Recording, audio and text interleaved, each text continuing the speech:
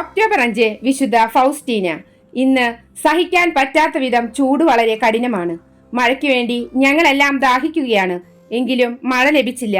കർത്താവ് മഴ അയക്കുന്നതുവരെ കരുണയുടെ ജപമാല ചൊല്ലാൻ ഞാൻ തീരുമാനിച്ചു. 3 മണിക്കൂർ ഇടതടവില്ലാതെ ഞാൻ കരുണയുടെ ജപമാല ചൊല്ലി.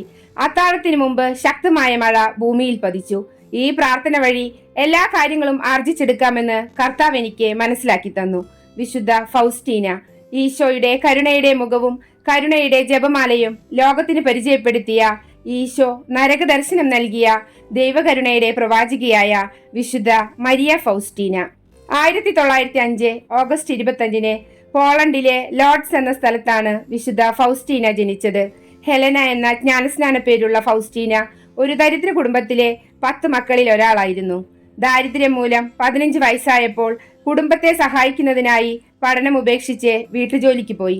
18 വയസ്സായപ്പോൾ ക്രിസ്തുവിനെ സേവിച്ചുകൊണ്ടുള്ള ജീവിതത്തിനെ അവൾ ആഗ്രഹിച്ചെങ്കിലും മാതാപിതാക്കളുടെ എതിർപ്പ് മൂലം അവൾ അത് ഉപേക്ഷിച്ചു. ഒരു ദിവസം രാത്രി ഗ്രാമത്തിലെ നൃത്തത്തിനിടയ്ക്ക് ദുഃഖിതനും വേദനിക്കുന്നവനുമായ ക്രിസ്തുവിനെ വിശുദ്ധ ഫൗസ്റ്റീന കണ്ടു. അടുത്ത ദിവസം തന്നെ ഒരു ചെറിയ ബാഗിൽ തന്റെ സാധനങ്ങളെടുത്ത് വാഴ്സോയിലെ കാരുണ്യ മാതാവിന്റെ സോദരിമാർ എന്ന മഠത്തിൽ ചേരുകയും മേരി ഫൗസ്റ്റീന എന്ന പേര് സ്വീകരിക്കുകയും ചെയ്തു. നരകത്തെക്കുറിച്ച് വിശുദ്ധ ഫൗസ്റ്റീന തന്റെ ഡയറിയിൽ തനിക്കുണ്ടായ നരക ദർശനത്തെക്കുറിച്ചും വ്യക്തമായി വിവരിക്കുന്നുണ്ട്. ഒരു ദിവസം ഒരു മാലാക നരകത്തിന്റെ ഉള്ളറയിലേക്ക് എന്നെ കൂട്ടിക്കൊണ്ടുപോയി. കഠിനമായ വേദനകളുടെയും ദണ്ഡനങ്ങളുടെയും സ്ഥലമായിരുന്നു അത്. ഒപ്പം വളരെ ഭയാനകവും വിസ്തൃതവുമായിരുന്നു. അവിടെയുള്ളവർ തീർത്തും ദൈവത്തെ നഷ്ടപ്പെട്ട ഒരവസ്ഥയിലായിരുന്നു. ഒരിക്കലും അവസാനിക്കാത്ത മനോവേദനയിൽ ആത്മാക്കൾ ക്ലേശം അനുഭവിക്കുന്നു. ദൈവകോപത്താൽ കത്തപ്പെട്ട ആത്മീയമായ അഗ്നിയാണ് അവിടെ എരിഞ്ഞുകൊണ്ടിരിക്കുന്നത്. സാത്താനുമായുള്ള അവരുടെ നിത്യമായ സഹവാസം അതികഠിനമായിരുന്നു. പഞ്ചേന്ദ്രിയങ്ങളുടെ പീഡകളും വേദനകളും അതിൽ ഉൾപ്പെടുന്നു. പലതരത്തിലുള്ള ദണ്ഡനങ്ങളും പീഡനങ്ങളും നിറഞ്ഞ നരകത്തിലെ ഓരോ തീവ്രവേദനകളും ഒന്നിൽ നിന്നും മറ്റൊന്ന് വ്യത്യസ്തമാണ്. വിശുദ്ധ പറയുന്നു, സർവശക്തനായ ദൈവത്തിന്റെ സർവശക്തിയും ഉപയോഗിച്ച് എന്നെ താങ്ങിയില്ലായിരുന്നെങ്കിൽ ആ പീഡാസഹനങ്ങളുടെ കാഴ്ചകൾ കണ്ടപ്പോൾ തന്നെ ഞാൻ മരിച്ചു പോകുമായിരുന്നു. നരകം എന്നൊരു സ്ഥലമില്ലെന്ന് പറഞ്ഞ് ഒരാത്മാവിനും ഒഴിഞ്ഞു മാറാൻ സാധിക്കുകയില്ല. ഇങ്ങനെയൊരു സ്ഥലം യഥാർത്ഥത്തിലുണ്ടെന്ന് മനുഷ്യാത്മാക്കളോട് പറഞ്ഞു മനസ്സിലാക്കാൻ വേണ്ടിയാണ് ഈശോ വിശുദ്ധയ്ക്ക് നരക ദർശനം നൽകിയത്. വിശുദ്ധ ഫൗസ്റ്റീനയുടെ ഈ നരക ദർശനത്തിന്റെ വിവരണത്തിലൂടെ തിന്മയിൽ ജീവിച്ചിരുന്ന ധാരാളം പേർ അനുതപിക്കുകയും ദൈവത്തോട് ചേർന്ന് ജീവിക്കുകയും ചെയ്തു. സ്വർഗവും നരകവുമില്ലെന്ന് പ്രചരിപ്പിക്കുന്ന അന്ധകാര ശക്തികളുടെ വാക്കുകൾ തിരിച്ചറിയാനും അതിൽ നിന്ന് പിന്തിരിയാനും നമുക്ക് കഴിയണം. മഠത്തിൽ ചേർന്ന് 10 വർഷത്തിന് ശേഷം വിശുദ്ധയ്ക്ക് ക്ഷയരോഗം പിടിപെട്ടു. ജോലിയൊന്നും ചെയ്യാൻ ആരോഗ്യമില്ലാതിരുന്ന വിശുദ്ധയെ കവാട കാവൽക്കാരിയായി നിയമിച്ചു. തന്റെ പുതിയ സേവന മേഖലയെ വിശുദ്ധ കരുണാർദ്രമാക്കി. ഭക്ഷണം ആവശ്യപ്പെടുന്നവർക്ക് അവൾ ഭക്ഷണം നൽകിയിരുന്നു.